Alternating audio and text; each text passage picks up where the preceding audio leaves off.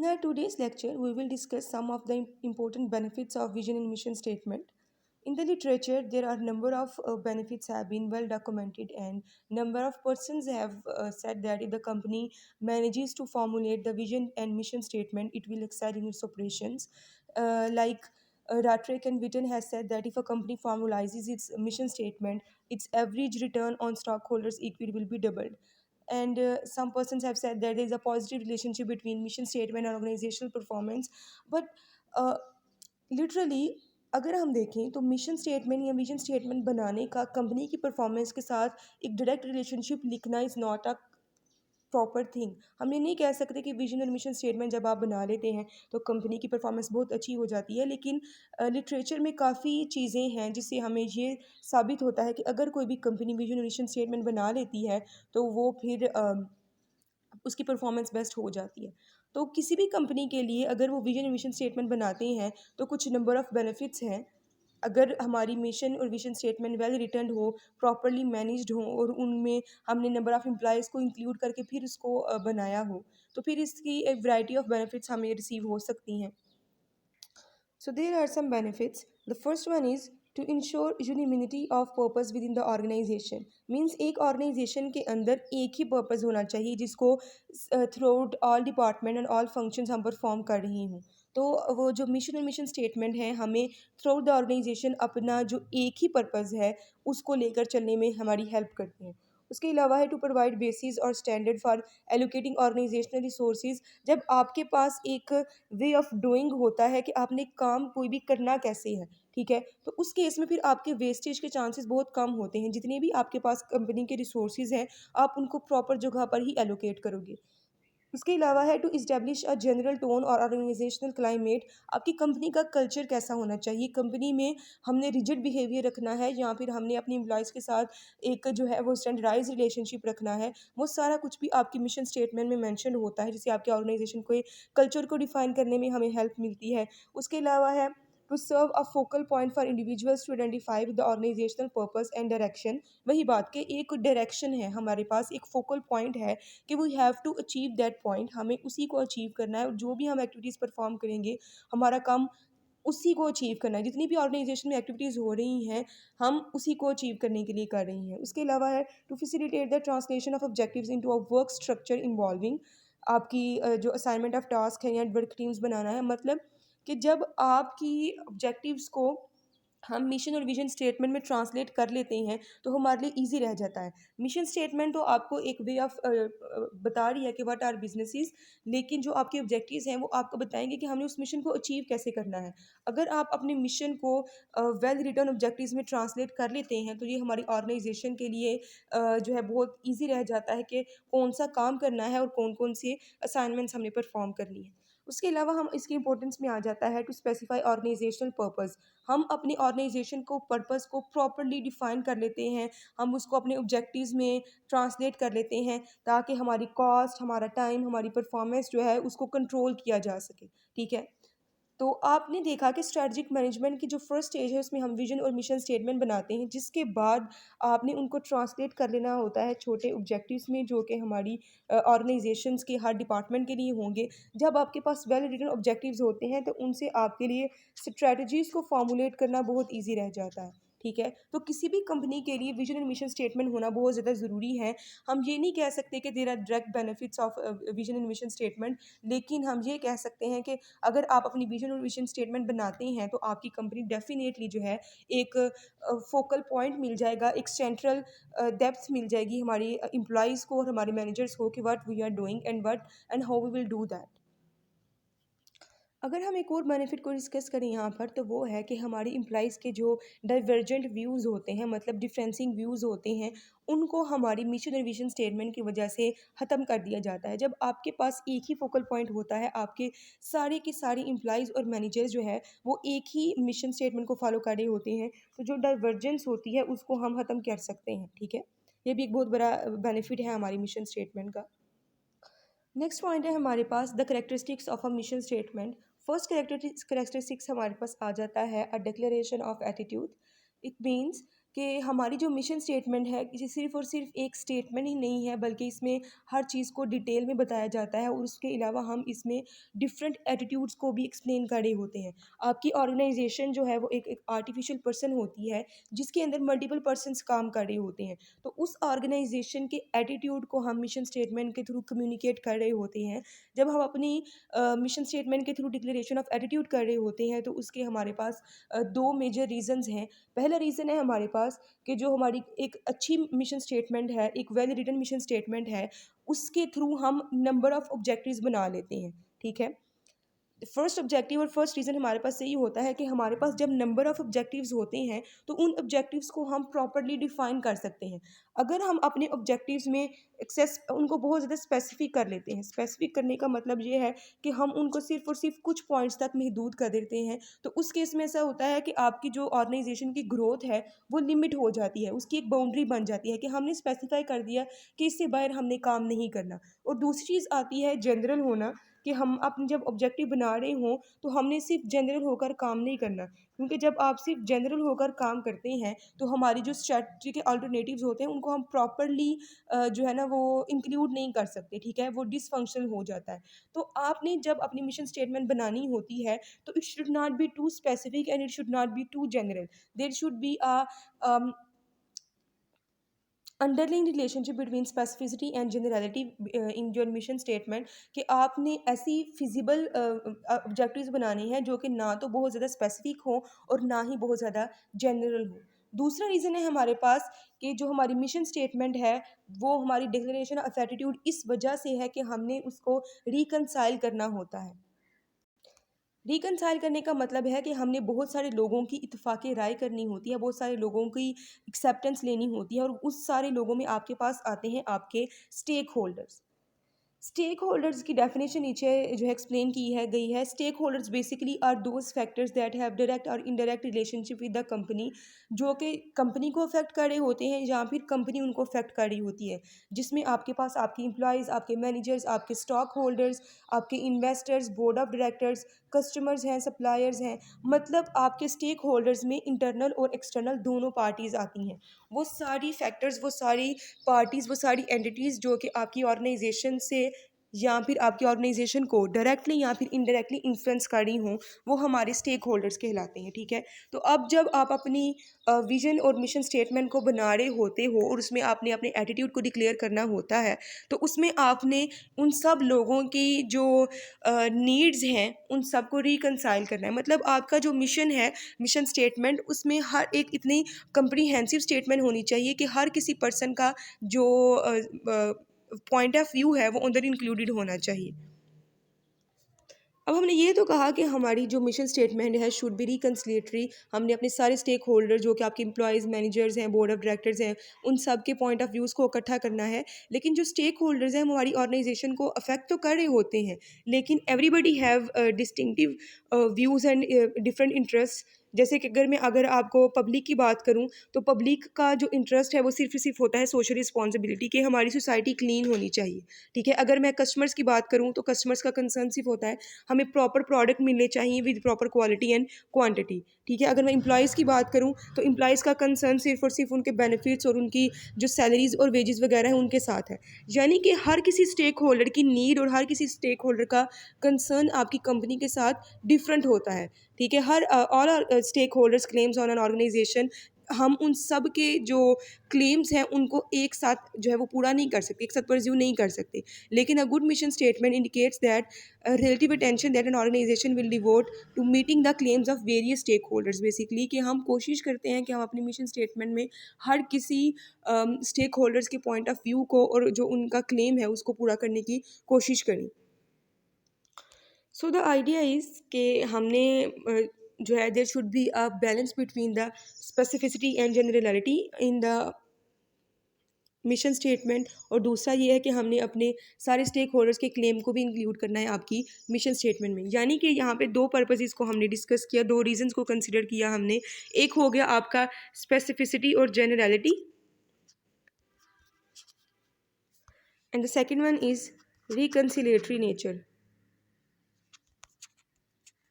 Means कि जो आपके पास आपकी मिशन स्टेटमेंट है वो ना तो स्पेसिफिक या जनरल होनी चाहिए, और उसको जो है रिकन्सिलेटरी नेचर का होना चाहिए कि हर कोई स्टेक होल्डर्स उसके साथ एग्रीड हो, ठीक है। तो इन सब को जब हम अपने दोनों रीजंस को अंदर इंक्लूड कर लेते हैं तो आपकी मिशन स्टेटमेंट के डिफरेंट बेनिफिट्स जो है वो आपको मिलते हैं, वो भी हम यहाँ पे डिस्कस करते हैं। फर्स्ट बेनिफिट है हमारे पास कि हम अपने जो भी मैनेजर्स और एम्प्लॉयज़ हैं उनके दरमियान में पर्पस की क्लैरिटी लेकर आते हैं। उसके अलावा हम अपने स्ट्रेटजिक प्लानिंग एक्टिविटीज़ के लिए एक बेसिस होती है आपका विजन मिशन स्टेटमेंट, इसमें हमारे इंटरनल और एक्सटर्नल असेसमेंट है। उसके अलावा हम अपने ऑब्जेक्टिव्स को इस्टेब्लिश कर रहे हैं, अपनी स्ट्रेटजीज़ को डेवलप कर रहे हैं, हम अपने ऑल्टरनेटिव्स में से चूज़ कर रहे हैं कि कौन सी स्ट्रेटजी हमारे लिए बेस्ट यूजेबल होगी। उसके अलावा हम अपनी पॉलिसीज़ को बना रहे होते हैं, ऑर्गेनाइजेशन का स्ट्रक्चर बना रहे होते हैं, अपने एलोकेशन ऑफ रिसोर्सेज कर रहे होते हैं, अपनी परफॉर्मेंस को वैल्यूएट कर रहे होते हैं। मतलब जो हमारा विजन एंड मिशन स्टेटमेंट ये है, ये जो है वो हमारी पूरी स्ट्रेटजिक मैनेजमेंट का स्टार्टिंग पॉइंट होता है। इसीलिए ये सारी एक्टिविटीज़ करने से पहले हमारे लिए बेसिस बन जाती हैं, ठीक है। उसके अलावा ये आपको डायरेक्शन प्रोवाइड करता है, आपको फोकल पॉइंट प्रोवाइड करता है सारे स्टेक होल्डर्स के लिए, जो आपके मैनेजर्स के डाइवर्जेंट व्यूज़ होते हैं उनको रिजॉल्व करता है। उसके अलावा सेंस ऑफ शेयर एक्सपेक्टेशंस लेकर आता है कि हमने एक जैसा काम करना है, दोनों की एक्सपेक्टेशन सेम होनी चाहिए। बेसिकली जब मिशन स्टेटमेंट एम्प्लॉयज़ और मैनेजर्स मिलकर बना रहे होते हैं तो अल्टीमेटली उनके जो होते हैं करैक्टरिस्टिक्स और उनकी जो एक्सपेक्टेशंस होती हैं वो मीट कर ही जाती हैं। उसके अलावा है project a sense of worth and intent to all the stakeholders. सब स्टेक होल्डर को लगता है कि वो वर्थी हैं ऑर्गेनाइजेशन के लिए, और जो भी ऑर्गेनाइजेशन वर्क एक्टिविटी परफॉर्म कर रही है वो ओवरऑल सब स्टेक होल्डर्स के लिए है। उसके अलावा है project and organize motivated organization worthy of support. आपकी एक ऐसी ऑर्गेनाइज्ड और मोटिवेटेड ऑर्गेनाइजेशन बनाई जाती है जो कि हर किसी को सपोर्ट कर रही है। उसके अलावा ऑर्गेनाइजेशन की परफॉर्मेंस को हाई लेकर चलती है। उसके अलावा है achieve synergy among managers and employees. Managers employees के दरमियान में यूनिटी लेकर आती है, सिनर्जी लेकर आती है, ठीक है।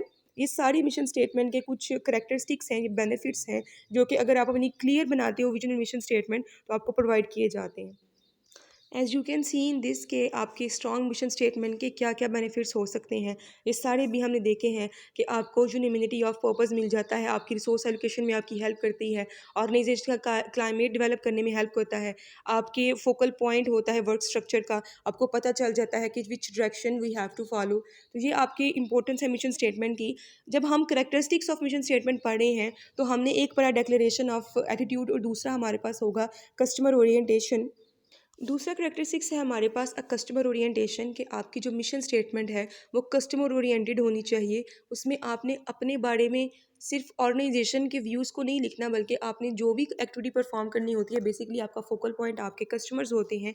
तो आपने जो मिशन स्टेटमेंट बनानी है it should included the major aspects relating the customers, like हमारी ऑर्गेनाइजेशन क्या है, हमारी ऑर्गेनाइजेशन क्या बनना चाहती है, वट इस्पायर्स टू बी। उसके अलावा हमारी जो वेंचर्स हैं वो लिमिटेड हैं, या फिर हमारी जो ग्रोथ है हम उसको एक्सपेंड करना चाहते हैं या फिर नहीं। उसके अलावा हमारी कंपनी को एक प्रॉपर और जो डिस्टिंग्विश्ड फ्रेमवर्क है वो प्रोवाइड करता है। उसके अलावा है कि हमारी जो मिशन स्टेटमेंट है it should be stated in terms of sufficiently clear to be widely understood. आपकी जितनी भी मिशन स्टेटमेंट है वो क्लियर होनी चाहिए, सफिशेंट होनी चाहिए आपके कस्टमर्स के लिए, एंटिसिपेशन हो उसमें कि कस्टमर्स को पता हो कि फ्यूचर में ये ऑर्गेनाइजेशन क्या बनना चाह रही है। उसके अलावा है कि आपकी ऑर्गेनाइजेशन की जो ऑपरेटिंग फिलॉसफी है, आपका कल्चर, आपकी जो एथिक्स हैं वो भी पता होने चाहिए, ताकि आपको कस्टमर्स को पता हो कि क्या आपकी कंपनी उसके नीड्स को पूरा कर सकती है या फिर नहीं।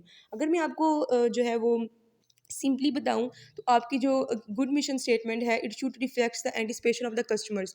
आपके कस्टमर्स को सोचना ना पड़े कि कंपनी प्रोवाइड क्या करना चाहती है। आपकी मिशन स्टेटमेंट में आपके कस्टमर के हर क्वेश्चन का आंसर होना चाहिए। जैसे कि आपको पता है कि ट्रेडिशनली क्या होता था, कंपनीज पहले ह्यूज लेवल पर प्रोडक्शन करती थी और उसके बाद उसके लिए कस्टमर्स ढूंढती थी। मतलब पहले प्रोडक्ट बनता था और फिर उसके लिए हम कस्टमर्स को ढूंढते थे। लेकिन अब कंपनीज ने अपनी ऑपरेशनल एक्टिविटीज़ को टोटली चेंज कर दिया हुआ है।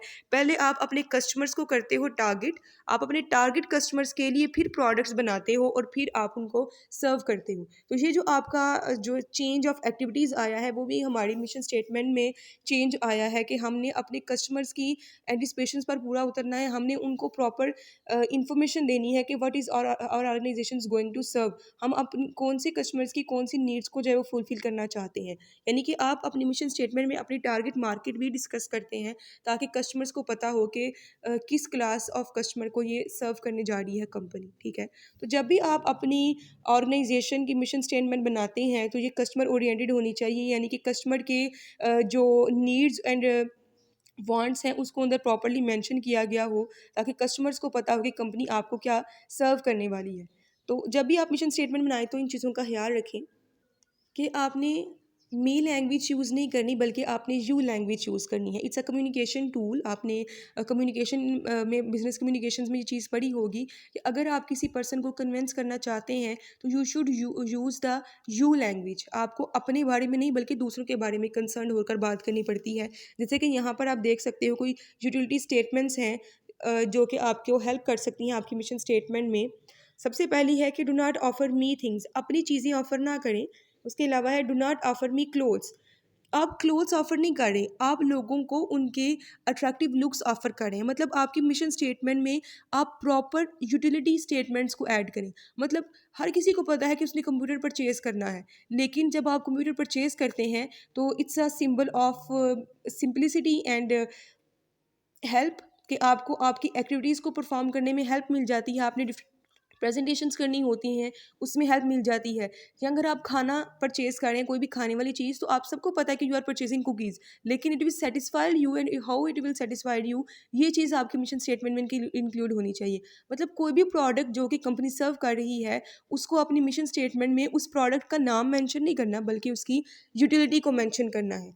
जैसे कि if you are offering shoes, तो ये मत करें कि do not offer me shoes, just offer me comfort for my feet and the pleasure of walking. क्योंकि जब आप शूज़ परचेज़ करते हो तो आप सिर्फ इसलिए शूज़ नहीं परचेज़ करते कि ये शूज़ हैं, आप इसलिए परचेज़ करते हो कि आपके लिए जो है वॉकिंग आसान रहती है। उसके अलावा है जब आप घर परचेज़ करते हो तो सिर्फ वो ईंटें ही नहीं होती, बल्कि वो आपके लिए कंफर्ट होती है, कि सिक्योरिटी होती है, फीलिंग ऑफ हैप्पीनेस होती है। उसके अलावा जब आप बुक्स परचेज़ करते हो तो सिर्फ और सिर्फ आपने पीस ऑफ पेपर परचेज़ नहीं किया, बल्कि it's a player and it's a bundle of knowledge for you. उसके अलावा मतलब सारी प्रोडक्ट्स के बारे में लिखा है कि जब आप अपने कोई इस तरह का प्रोडक्ट सेल कर रहे हों, जैसे कि आप एक फ़िल्म देखते हो, तो जो फ़िल्म प्रोडक्शन कंपनीज़ होती हैं उनका काम फ़िल्म्स बनाना नहीं होता। उनका मेन पीछे से पर्पज़ है, जो यूटिलिटी वो हमें प्रोवाइड करती हैं वो होती है एंटरटेनमेंट। तो जब आप अपनी मिशन स्टेटमेंट बना रहे हों तो कस्टमर ओरिएंटेड होनी चाहिए, और इसमें आप अपने प्रोडक्ट्स को जो है वो डिस्क्राइब ना करें, बल्कि प्रोडक्ट्स की यूटिलिटी, कि what will our product will provide to our customers. कौन सी ऐसी नीड को सेटिस्फाइड करेगा हमारा कस्टमर, आप उस नीड को स्पेसिफाई करें अपनी मिशन स्टेटमेंट में। ये दो मेजर करेक्टरिस्टिक्स थी आपकी मिशन स्टेटमेंट की, जिनको हमें अपने माइंड में रखना चाहिए। जब भी कोई भी कंपनी अपनी मिशन स्टेटमेंट डेवलप कर रही हो तो हमें अपनी मिशन स्टेटमेंट में अपने कस्टमर्स को अट्रैक्ट करने के लिए प्रॉपर मेजर्स इंक्लूड होनी चाहिए। If we summarize the characteristics of a mission statement, then we will get the following points. The first one is broad in scope. आपकी जो मिशन स्टेटमेंट है सिर्फ मॉनेटरी टर्म्स में, नंबर्स में, percentages में नहीं, बल्कि उसमें प्रॉपर स्कोप मेंशन होना चाहिए चीज़ों का। उसके अलावा ये बहुत ज़्यादा लेंथी नहीं होनी चाहिए, मिनिमम 250 वर्ड्स तक है एक लिमिट, उससे ज़्यादा नहीं होनी चाहिए। उसके अलावा इंस्पायरिंग हो, मतलब ये नहीं कि जस्ट आपने एक स्टेटमेंट लिख दी है, it should inspire the person who are going to read that.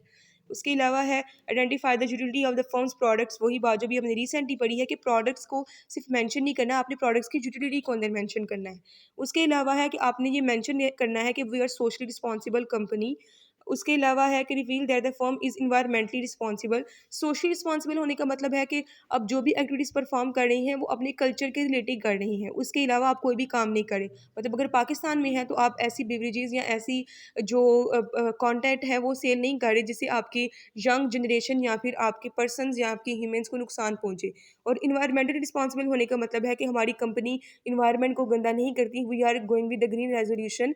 हम अपनी कंपनी का कोई भी काम करते हैं उसको इन्वायरमेंट को पोल्यूटेड नहीं करते। उसके अलावा है आपकी डिफरेंट 9 कंपोनेंट्स होने चाहिए, जो कि नेक्स्ट हमारा पॉइंट है जिसको हम अभी डिस्कस करेंगे। उसके अलावा आपकी जो मिशन स्टेटमेंट है शुड बी रिकन्सिलेटरी। ये भी पता है कि आपकी एम्प्लॉयज़ और आपके मैनेजर्स और आपके जितने भी स्टेक होल्डर्स हैं उन सब का व्यू पॉइंट आपकी मिशन स्टेटमेंट में इंक्लूडेड होना चाहिए। और उसके अलावा है कि ये इंड्यूरिंग होनी चाहिए, लॉन्ग लास्टिंग होनी चाहिए। ये नहीं है कि आपने एक दफ़ा बनाई उसको आप बार बार चेंज करते रहें। इट शुड बी इंड्यूरिंग, आपकी लॉन्ग लास्टिंग हो, जो है सस्टेनिंग हो। तो अभी जो आपका ये पॉइंट है 9 कंपोनेंट्स, इनको हम मिशन स्टेटमेंट के डिफरेंट कंपोनेंट्स की हेडिंग में डिस्कस करते हैं। So these are the nine mission statement components. The first one is the customers. Because customers are the focal point of the company, तो आपने अपनी मिशन स्टेटमेंट में mention करना है कि who are the firm's customers. दूसरा हमारा है प्रोडक्ट और सर्विसेज जो कि आप अपनी कस्टमर्स को प्रोवाइड करने वाले हैं। तो आप अपनी मिशन स्टेटमेंट में मेंशन करेंगे what are the organization's major products और सर्विसेज, हम कौन सी प्रोडक्ट्स और सर्विसेज को प्रोवाइड करेंगे, आपने वो भी अपनी मिशन स्टेटमेंट में मेंशन करना है। उसके अलावा मार्केट्स, जियोग्राफिकली आप किन किन एरियाज़ में अपनी जो है वो ब्रांचेस ओपन करेंगे या किस किस इलाका में आप ऑपरेट करने वाले हैं। उसके अलावा टेक्नोलॉजी, क्या आपकी ऑर्गेनाइजेशन करंट टेक्नोलॉजी पर बेस कर रही है या फिर आप जो है वो किसी कन्वेंशनल टेक्नोलॉजी को यूज़ कर रहे हैं। उसके अलावा है concern for survival, growth, profitability, आपने ये भी चीज़ें मेंशन करनी है कि is the firm committed to growth और फाइनेंशियल जो साउंडनेस है, या फिर आप सिर्फ ऑपरेट करते जाते हो। इसका मतलब ये होता है कि आपने साथ साथ अपनी वैल्यूएशन करनी होती है, आपने अपने आप को एक्सपेंड करने की कोशिश करनी है और आपने अपनी जो फाइनेंशियल स्टेटमेंट्स होती हैं उनको भी प्रॉपरली मैनेज करना होता है। क्योंकि आज का प्रॉफिट ज़रूरी नहीं है कि कल के लिए आपके प्रॉफिट जनरेट करेगा। आज का प्रॉफिट आपके लिए मिसलीडिंग भी हो सकता है, तो आपने साथ साथ वैल्यूएशन भी करनी होती है, वो भी चीज़ आपने अपनी मिशन स्टेटमेंट में इंक्लूड करनी है। उसके अलावा है कंसर्न फॉर पब्लिक इमेज, आपने वो भी अंदर ऐड करना है कि हमारी ऑर्गेनाइजेशन सोशली रिस्पॉन्सिबल होकर काम करती है। उसके अलावा है सेल्फ कॉन्सेप्ट। सेल्फ कॉन्सेप्ट का मतलब है कि what will be our comparative advantage, हमारा कंपैरेटिव एज क्या होगा, हमारा स्ट्रॉन्ग पॉइंट क्या होगा, हमारा डिस्टिंक्टिव पॉइंट क्या है, ऐसा कौन सा फैक्टर है जो कि हम प्रोवाइड करें लेकिन हमारे कंपैरेटर्स वो प्रोवाइड नहीं कर सकते। उसके बाद है फिलॉसफी, कि हमारी बेसिक बिलीव्स, हमारी एस्पिरेशंस क्या हैं, हमारी प्रायोरिटीज़ क्या हैं, कंपनी का कल्चर कैसा होगा। और लास्टली हमारे पास आ जाता है कंसर्न फॉर एम्प्लॉयज़, वो भी बहुत इंपॉर्टेंट है कि व्हाट आर एम्प्लॉयज़, और हम अपने एम्प्लॉयज़ को किस तरह से जो है ऑपरेट करेंगे, because employees are the valuable assets of the organization. ये एक हमारे पास ह्यूमन रिसोर्स होता है जो कि बहुत ज़्यादा इंपॉर्टेंट होता है किसी भी ऑर्गेनाइजेशन के ऑब्जेक्टिव्स को अचीव करने में। जब तक आपके पास एम्प्लॉयज़ नहीं होते तब तक आपकी कंपनी भी प्रॉपरली ऑपरेट नहीं कर सकती।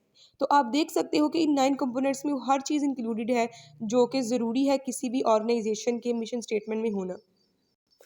लेकिन इसका मतलब ये नहीं है कि आप अपनी मिशन स्टेटमेंट में सिंपल अपने कस्टमर लिख दो, अपना प्रोडक्ट मेंशन कर दो। It's not gonna work. आपको मेंशन करना पड़ेगा कि हमारा प्रोडक्ट कौन सी नीड को सेटिस्फाई करता है। मतलब अगर आप सिर्फ और सिर्फ अपनी जो है मिशन स्टेटमेंट में ये चीज़ इंक्लूड कर दोगे कि हमारे ये कस्टमर्स हैं, तो ये आपके कस्टमर्स को स्पेसिफाई नहीं करता, ये सेटिस्फैक्ट्री नहीं है। एक आइडल जो स्टेटमेंट है, जो आप आइडली रिटर्न करते हो स्टेटमेंट, उसमें अपने प्रोडक्ट्स, अपने एम्प्लॉयज़ को प्रॉपरली और सिंपल वर्ड्स में जो है वो डिफाइन किया गया होता है, ठीक है।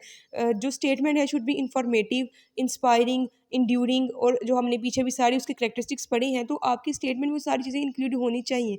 आपके स्टेक होल्डर्स को मोटिवेट कर रही हो, आपकी मिशन स्टेटमेंट जो है वो आपकी उन सारी कंपोनेंट्स का जो है एक मिक्सचर हो, क्योंकि ये आपके बाकी जितनी भी स्टेजेस हैं उनका मेन पॉइंट है। तो इसलिए आपको इस चीज़ को मेंशन करना है कि आपकी जो मिशन स्टेटमेंट में इसमें प्रॉपर हर चीज़ इंक्लूडेड होनी चाहिए। हमने प्रीवियस लेक्चर में डिफरेंट कंपनीज़ की एग्जांपल पढ़ी थी, different missions and vision and mission statements देखी थी डिफरेंट कंपनीज़ की। तो उसमें हमने देखा था, जैसे कि हमने प्रीवियस एग्जांपल में देखा, टेबल 2.1 में हमने विजन स्टेटमेंट की कुछ एग्जांपल्स पढ़ी थी, जिसके मैंने आपको पेप्सिको और जो है वो डेल कंप्यूटर्स की करवाई थी। तो अगर मैं इसको मिशन स्टेटमेंट को स्टडी करूं, विजन की बजाय मिशन स्टेटमेंट को देखें, तो जो आपकी पेप्सिको कंपनी थी उसमें उसने सात सात पॉइंट्स भी मेंशन किए थे, ये 3, 2, 5 बेसिकली ये कंपोनेंट्स हैं कि आपकी जो पेप्सिको कंपनी है उसके जो है मिशन स्टेटमेंट में कौन कौन सी कंपोनेंट्स इंक्लूडेड हैं। उसके अलावा जो आपकी डेल कंप्यूटर कंपनी थी उसके भी मिशन स्टेटमेंट मैंने आपको दिखाई थी। आप देखो कि उसमें कौन कौन सी इंक्लूडेड है। सेकंड वाला पॉइंट भी है, थर्ड भी है, फर्स्ट भी है, फोर्थ भी है, सिक्स्थ भी है, सेवन्थ भी है, नाइन्थ भी है, एट्थ भी है। सिर्फ एक पॉइंट अंदर इंक्लूडेड नहीं है, वो है आपके कंसर्न फॉर एम्प्लॉयज़। जो आपकी जितनी भी स्टेटमेंट्स हैं, बाकी जितनी भी कंपनीज़ की मिशन स्टेटमेंट है, उसमें से सबसे बेस्ट आपकी डेल कंप्यूटर की मिशन स्टेटमेंट है, क्योंकि उसमें मैक्सिमम पॉइंट्स इंक्लूडेड है, मैक्सिमम कंपोनेंट्स इंक्लूडेड है। आप देख सकते हो बाकी सब के भी कि उसमें जैसे कि पेप्सिको कंपनी में पॉइंट नंबर 3 भी है, 2 है, 5 है, लेकिन बाकी सारे मिसिंग हैं, ठीक है। तो हम ये कह सकते हैं कि डेल कंप्यूटर की जो है मिशन स्टेटमेंट वो एक अच्छी मिशन स्टेटमेंट है, लेकिन फिर भी हम ये प्रॉपर वर्ड्स में नहीं कह सकते कि which mission statement is the best. हर किसी मिशन स्टेटमेंट में कोई ना कोई ड्रॉबैक्स होते हैं, और हमें उसको जो है किस तरह से इवेल्युएट करना है वो भी एक पॉइंट ऑफ डिफरेंस आ जाता है। ठीक है। उसके अलावा आपके पास जो डिफरेंट कंपोनेंट्स हैं आप उनको प्रॉपरली इस मिशन और विजन स्टेटमेंट के एग्जाम्पल्स में देख सकते हो।